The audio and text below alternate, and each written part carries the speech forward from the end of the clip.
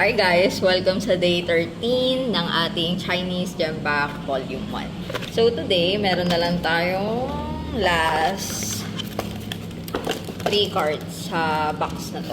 And grabe, wala pa rin tayo nakakuhang rare card. So let's try kung yung asawa ko yung pagpipiliin ko. Dati pili ko isa.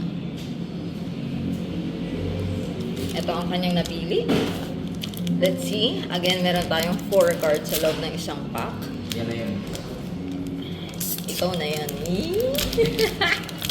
So, ang una nating card, wait, napitin. Ang una nating card ay sheesh. Nakalimutan ko sino siya.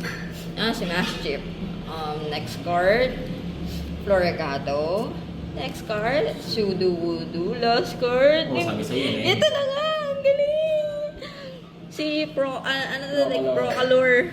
Wow. Sa wakas, di natin nakuha si Captain Pikachu, pero ito ang unang full art natin sa set na to. Grabe, chamba. Thank you for watching, guys. Tama yan, nakakakuha yan.